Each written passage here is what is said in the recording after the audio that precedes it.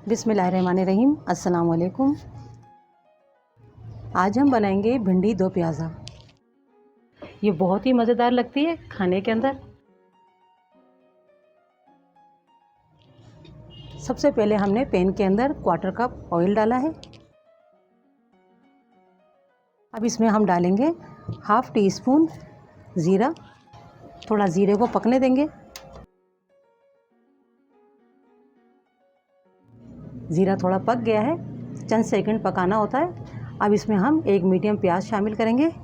इसे हमने लंबाई में कट कर लिया है और इसे हमें ज़्यादा नहीं पकाना होगा, सिर्फ इतना पकाना है कि प्याज हमारी सॉफ्ट हो जाए।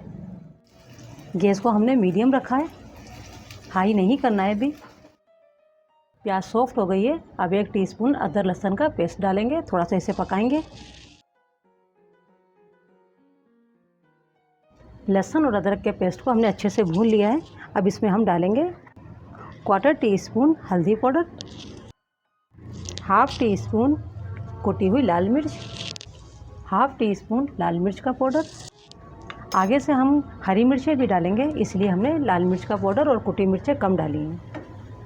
आप अपने टेस्ट के मुताबिक कम या ज़्यादा कर सकते हैं। थोड़ा सा इन मसालों को अच्छे से भून लेंगे, 1 से 2 मिनट। मसालों को हमने अच्छे से भून लिया है। भिंडी शामिल कर देंगे। भिंडी हमने ली है 1/2 केजी और इन्हें धो के अच्छे से खुशक करके 1-1 इंच के पीस इसमें हमने कट कर लिए और इन्हें भी हम तकरीबन 3 से 4 मिनट इसी तरह मसाले और प्याज के साथ पकाएंगे। भिंडियाँ अच्छे से सॉफ्ट हो गई हैं। अब इसमें शामिल करेंगे हम 2 मीडियम टमाटर, जिन्हें हमने चौकोर कट कर लिया है। 3 हरी मिर्चें हैं, उन्हें भी हमने चौकोर कट किया हुआ है। 1 अदद प्याज लिया है हमने, इसके हमने चौकोर इस तरह से पीसेस कर लिए हैं। अच्छे से हमें इन्हें मिक्स कर लेना है। आधा खाने का चम्मच नमक शामिल कर देना है, ताकि टमाटर, प्याज और हमारी भिंडियाँ अच्छे से सॉफ्ट हो जाएं और अच्छा सा इनमें फ्लेवर आ जाए। आप अपने टेस्ट के मुताबिक नमक डालिएगा।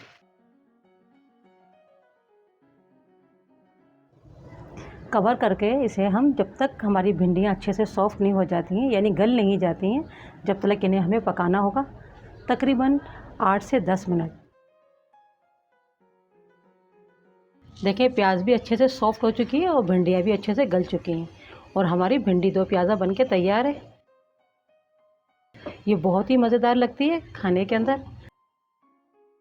इसमें प्याज का बहुत अच्छा टेस्ट आता है। सर्व कर लेते हैं।